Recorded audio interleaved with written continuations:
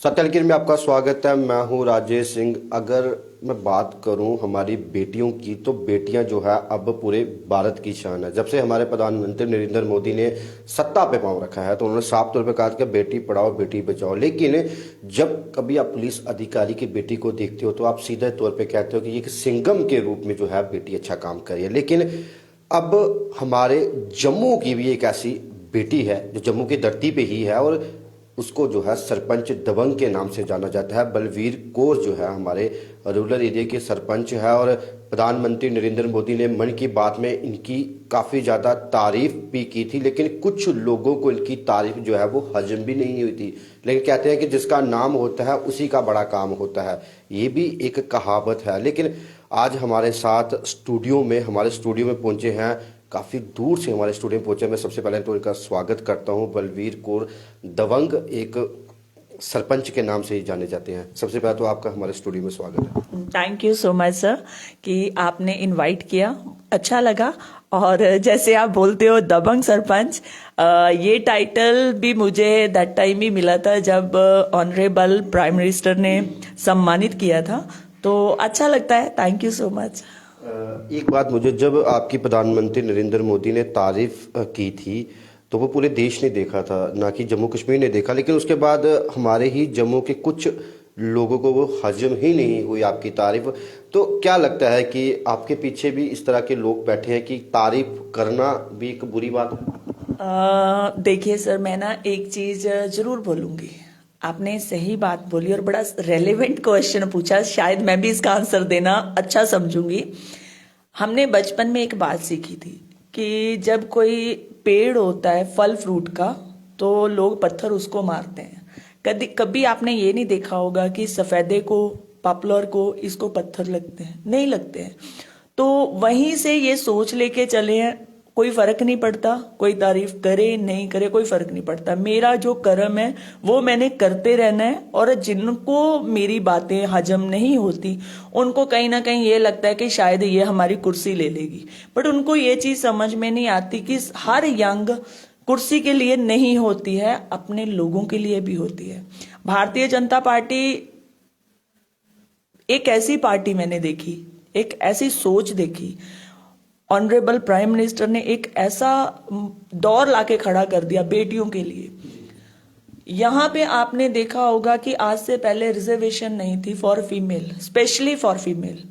और शायद अगर वो ऑनरेबल प्राइम मिनिस्टर नहीं करते तो मैं आज यहाँ पे नहीं होती, और वो तारीफ भी नहीं होती जो उन्होंने की थी, क्योंकि एक ओहदे पे थी मैं, एक दायित्व था मेरे पास और है अभी। राइट नाउ मैं सरपंच हूं अपने त्रेवा की। मेरा नाम मैं बहुत कम लेती हूं, मैं हमेशा अपने विलेज, अपना area, block Arnia, Jammu district, Jammu Kashmir, इनको रिप्रेजेंट करती हूं। और किसान एडवाइजरी बोर्ड की मेंबर हूं, क्यों, किसान की बेटी हूं, किसान की बहू हूं, किसान की वाइफ हूं। तो ये सारी चीजों को देख के मुझे बड़ा अच्छा लगता है कि प्राइम मिनिस्टर जी का ये एक सपना जो था वो काफी हद तक हमारे यहाँ पे साकार हुआ है।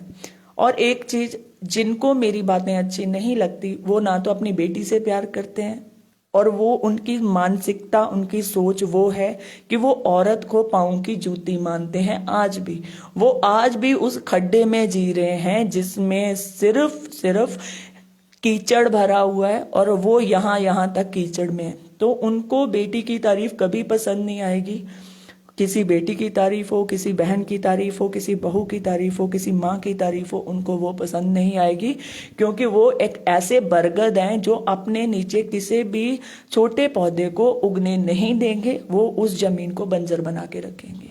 चलिए, ये तो आपकी जनरल है। फिर लेकिन बात मुद्दे की करते हैं। थोड़े दिन पहले अब जम्मू कश्मीर यूटी में एक रूल लागू अभी हुआ नहीं है, हो जाएगा, कि सरपंच को पावर दे दी कि अगर कोई अपना मकान बनाता है, आप ग्रामीण क्षेत्र से बिलोंग करते हो, बड़े अच्छे से जानते हो गाँव, खुद ही आपने बोला कि मैं किसान को बड़े अच्छे से जानती हूँ, अपनी ही ज़मीन पे जब अपना ही कोई मकान बनाएगा उसको परमिशन लेनी पड़ेगी सरपंच से, ठीक है। ये कुछ लोग कह रहे हैं कि ये हमारे खिलाफ है, और कुछ लोग इसका स्वागत कर रहे हैं। भारतीय जनता पार्टी तो उसका स्वागत करे, लेकिन अन्य जो लोग हैं वो बोलते कि ये रूल जो है लाके, अब पहले तो किसान की कमर तोड़ दी थी, लेकिन अब जो है जो लोग अपना कीमती घर बनाएंगे, थोड़े बच्चे पैसे जोड़ के, उनको भी जो है कहीं ना कहीं अब भारतीय जनता पार्टी कहीं ना कहीं दरकार होती नजर आ रही है। देखिए, मैं इसका फर्स्ट ऑफ ऑल पहले दिन से मैंने इसका स्वागत किया था और आज भी करती हूँ। इस चीज को मैंने सपोर्ट क्यों करती हूँ और इसका कारण क्या है, मैं ये थोड़ा आपके चैनल के थ्रू समझाना चाहूंगी। अगर ये चीज हुई है तो इसके पीछे जस्ट एक छोटी सोच नहीं होगी, बहुत बड़ा दायरा होगा, बहुत सारे लोगों का बेंच बैठा होगा, बहुत डिसीजन लेके ये डिसीजन बना होगा। तो इसमें मुझे नहीं लगता कि किसी का नुकसान होगा। जो लोग इससे इत्तेफाक नहीं रखते, मैं उनकी मजबूरी भी समझती हूँ। सरपंच, कोई भी सरपंच अपने विलेज का कोई उसका सपोर्टर हो, उसका विरोधी हो, कभी मना नहीं करेगा। मैं अपने पे रख के बात करती हूँ, मुझे बाकी किसी सरपंच का नहीं पता, मैं किसी की सोच लेके नहीं चलती, मैं अपने पे रख के चलती हूँ। क्योंकि मेरे सामने मेरा विरोधी भी आ जाएगा, जैसे आपने बोला, मैंने आज तक उनको भी कुछ नहीं बोला, मेरी आदत नहीं और नहीं मैं बोलती। सरपंच नहीं रोकेगा, VLW नहीं रोकेगा। और तीसरी, इसमें जो थर्ड इंसान इसमें खड़ा किया गया वो रेवेन्यू का पटवारी, हल्का पटवारी खड़ा किया गया। वहां पे जाके मुझे भी थोड़ी दिक्कत हुई थी कि अगर हल्का पटवारी, रेवेन्यू डिपार्टमेंट के पास ऑलरेडी बहुत सारा काम रहता है और एक पंचायत में 8-10 पटवार होते हैं। मैं अपनी पंचायत की बात करती हूँ, मेरे पास 8 पटवार हैं। अगर हल्का पटवारी एक दिन में किसी को नकल देने के लिए सक्षम नहीं हो पा रहे, एक पटवारी एक पंचायत के लिए मतलब सही कंप्लीट ऑफिसर नहीं है, वो आज अगर हम उसको एप्लीकेशन देंगे तो वो 4 दिन बाद हमें नकल प्रोवाइड हो सकती है। क्योंकि हो सकता है मेरे से पहले लोगों ने भी अप्लाई किया हो, वहां पे दिक्कत जरूर आएगी। क्योंकि इसमें थोड़ा सा मॉडिफिकेशन हो सकती है, इसको मॉडिफाई किया जाएगा तो मुझे लगता है ये अच्छा होगा। क्योंकि मेन जो कारण है, क्योंकि एक तो इंक्रोचमेंट है कि इंक्रोचमेंट नहीं होगा, पावर सेंट्रलाइज मतलब पंचायतों को दी गई है, ग्रास रूट लेवल पे लेके आए हैं, वो चीज बड़ी अच्छी है, उसका हम स्वागत करते हैं।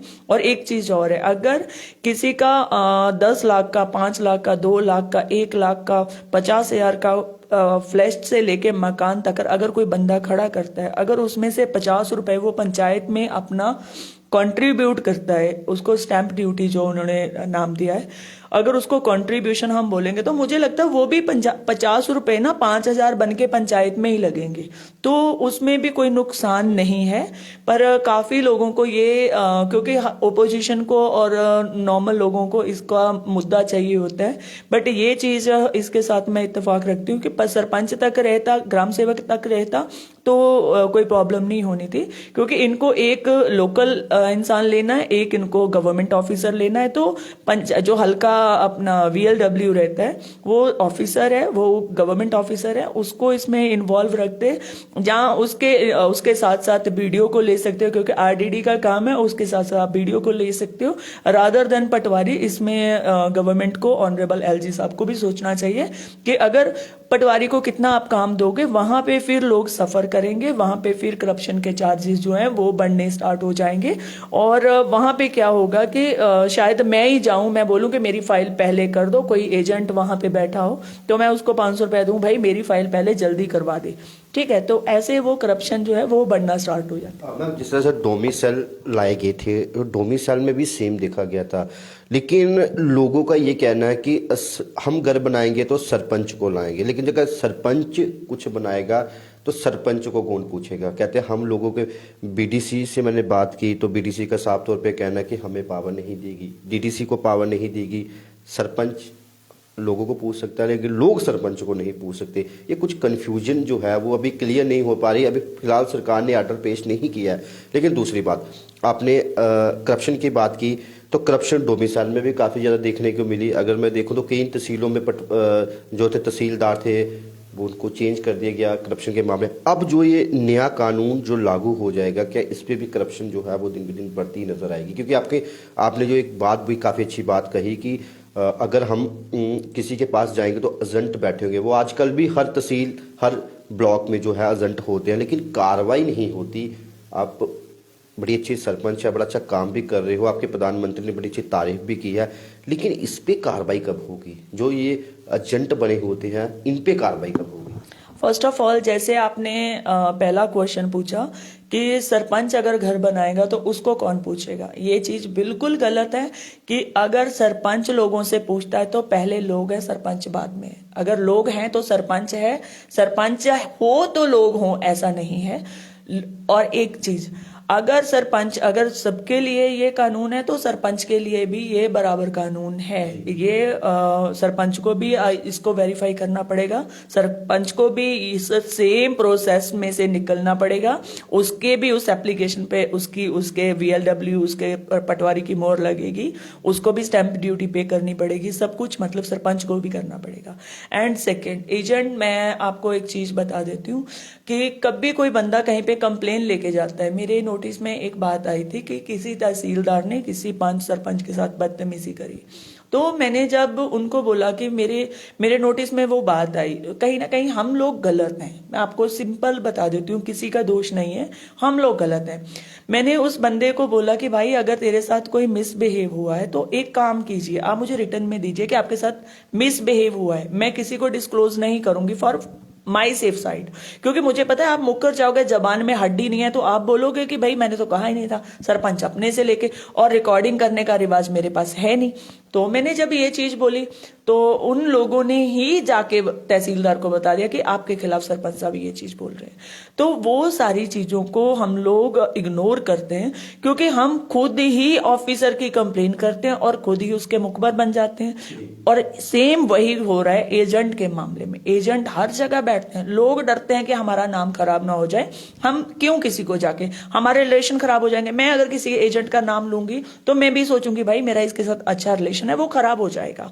तो ये सारी चीजें, ये ऑफिसर जो गवर्नमेंट कुर्सी पे बैठे हैं, ऑफिसर सबको पता है, but they don't want to do anything, क्योंकि वो भी किसी ना किसी इंसान के कंधे पे रख के चलाना चाहते हैं कि भाई कोई इनकी कंप्लेन करे तो तब हम ये चीज करें। और जब नॉर्मल कोई PRI बोलेगा, जहां BDC बोलेगा, जहां DDC बोलेगा, कोई भी बोलेगा तो वो टारगेट हो जाएंगे। उनको रहता है कि भाई हमारा वोट बैंक खराब हो गया है ना, तो वो नाम नहीं लेते। तो ऑफिसर को भी ये चीज रखनी चाहिए, अगर आपके सामने किसी बंदे को लेके कोई कंप्लेन आ रही है तो do not disclose his her name front of anyone. ठीक है, वहां पे हमारे सरकारी ऑफिसर ही बता देते हैं जी आज तो सरपंच कंप्लेन करके गई थी। ठीक है, तो वहां पे वो नाम खराब होना स्टार्ट हो जाता है। दोबारा वो सरपंच, पंच, लंबरदार वो कभी कंप्लेन करने नहीं जाते कि यहाँ पे हम लोग ही टारगेट हो जाते हैं। तो वो वहां पे एक छोटी सी बात होती है, गांव में आके वो बवाल बन जाता है। वही एजेंट सीना तान के बोलता क्या कर लिया था, मेरे लिए गए थे। ठीक है, तो वहां पे ये सारी चीजें गवर्नमेंट ऑफिसर्स को भी ध्यान रखनी चाहिए। मैम, अंतिम सवाल, BSF और CISF आपने देखा लगातार प्रोटेस्ट कर रहे हैं, पहले भी किया, वो भी बॉर्डर इलाके से, गांव से विलेज को, आप भी गांव को बड़ी अच्छी तरह से जानते हो। मैम, उनका रिटर्न क्यों नहीं दिया जा रहा, आखिर कमी कहाँ आ रही है? क्योंकि वो अपने हक की लड़ाई लड़ रहे हैं। एक तरफ तो सरकार यही कहती है कि हम जो है इनके हक के लिए बात कर रहे हैं, नौकरियां देंगे, इनको रोजगार देंगे, लेकिन रोजगार छीना जा रहा है अभी इनका। देखिए, इसको लेके भी मैं आप काफी हाई अथॉरिटीज के पास गई, एडवाइजर साहब के पास गई, शायद आपको भी पता होगा, आज मैं वहीं से आ रही हूँ। तो इसको लेके भी मैंने ये फ्रंट ऑफ देम की ये इनका मुद्दा रखा कि ये गलत है, ये गलत हो रहा है। बट कहीं ना कहीं जब उन्होंने मुझे अपनी बात बोली कि आपको सीधा कोर्ट में जाना चाहिए, आप स्टे लगवाइए, जो न्यू नोटिफिकेशन आया, मैं डायरेक्ट ये चीज बोलती, आप स्टे लगवाइए भाई, जब तक हमारा क्लियर नहीं होता आप लोग कर सकते हो। ठीक है, बच्चों को रोड पे बैठ के जहां मार खाने से, जहां अपना कैरियर खराब करने से कोई फायदा नहीं होने वाला। हम लोग रोड नहीं ब्लॉक करें, हम दूसरे लोगों को हरास क्यों करें? अगर मेरी कोई डिमांड है तो मैं रोड पे नहीं बैठूंगी। आपने देखा होगा कि लास्ट ईयर समर में हमें दिक्कत आई थी, अगस्त में, तो हमने भी धरना प्रदर्शन किया था, बिल्कुल किया था। बट हमारा जो प्रदर्शन करने का तरीका था कि किसी को हरासमेंट नहीं हो। हमने जाके अपना ही एरिया बंद किया था, हमने किसी को टच नहीं किया। हमने हमारे घरों में जो थोड़ी लाइट मिलती थी हमने फुली बंद कर दी कि हमें चाहिए ही नहीं, हम किसी को तंग नहीं करेंगे, बट हमें कुछ नहीं चाहिए। तो गवर्नमेंट ने उसको भी देखा कि अगर ये इतना पीसफुली प्रोटेस्ट कर रहे हैं, कोई काम करने के तरीके होते हैं कि आप लोग कोर्ट जाइए। कोर्ट किस लिए? ऑनरेबल हाई कोर्ट बैठा, आप कोर्ट जाइए, कोर्ट को अपनी प्रॉब्लम से बताइए। आप एक अच्छा लॉयर हायर कीजिए, कोर्ट के पास जाइए, LG साहब के पास जाइए। अगर LG साहब के पास इनका मुद्दा ऑलरेडी है तो मुझे लगता है उसके बाद की ऑप्शन जो हाई कोर्ट है, ऑनरेबल हाई कोर्ट के पास जाइए, उनके सामने अपनी डिमांड्स रखिए, जहां पे भी हमारी हेल्प की जरूरत है हमें बताइए। काफी बच्चों ने मुझे अप्रोच किया, काफी बच्चों के साथ मेरी बात भी हुई, बट मेरा बैड लक लगा लीजिए कि 1 महीने से मेरे घर में प्रॉब्लम चल रही है, मैं घर से बाहर नहीं निकल पाई, आज आई हूं। तो आज मैंने आते ही सबसे पहला काम यही किया कि उनकी प्रॉब्लम लेके मैं सेक्रेटरीट गई हूं, वहां पे बैठ के मेरी काफी इसको लेके भी डिस्कशन हुई है। तो होप सो कि उनका कहना यह है कि काफी गाइडलाइन चेंज हो गई है, 2019 वाले रूल्स जो चेंज हो गए हैं आफ्टर 370, तो वो रूल्स अभी न्यू रूल में लागू नहीं कर सकते, तो हम उसको ही मॉडिफाई जहाँ उस पर ही वर्क कर रहे हैं, वो सारा मतलब कि अंडर प्रोसेस है, वो हो जाएगा मसला हल, इतनी बड़ी बात नहीं है, बट सब धैर्य से काम लेना पड़ेगा इस टाइम। शुक्रिया। तो आपने देखा कि दबंग सरपंच किस लिए कहते हैं, क्योंकि काफ़ी अच्छे से ब्रीफ से इन्होंने सारा समझाया, नए रूल को लेके भी समझाया। मुझे लगता है कि अगर इस तरह के गांव में हर एक सरपंच हो जाए तो जो ग्रामीण क्षेत्र है उसकी सुधार हो जाएगा। लेकिन करेगा कौन, ये तो गांव के सरपंच ही जानते हैं, क्योंकि हर एक सरपंच इस तरह की सोच नहीं रखता। ये जम्मू कश्मीर, खासकर जम्मू की एक ऐसी सरपंच है जो प्रधानमंत्री नरेंद्र मोदी भी इनकी तारीफ कर डालते हैं, लेकिन इसलिए क्योंकि इन्होंने कोविड में लोगों की इतनी हेल्प और इतनी सहायता की थी, खुद अपनी जान जोखिम में डाल के उन लोगों को बचाते। लेकिन कुछ लोग होते हैं कि जब कोई तारीफ करता है तो वो उस तारीफ के खिलाफ होते हैं, क्योंकि वो खुद तो कुछ कर नहीं पाते लेकिन दूसरों को भी जो है करने से रोकते हैं। तो सिलसिला जो है वो जम्मू कश्मीर का फिलहाल अभी जारी है। जब से 370 टूटा है तब से नए कानून जो है वो जम्मू कश्मीर में बनते आ रहे हैं, बनते भी रहेंगे। तो हमारा काम है कि सत्य को जो है वो सामने लाना। तो देखते रहिए हमारा चैनल। जय हिंद, जय भारत।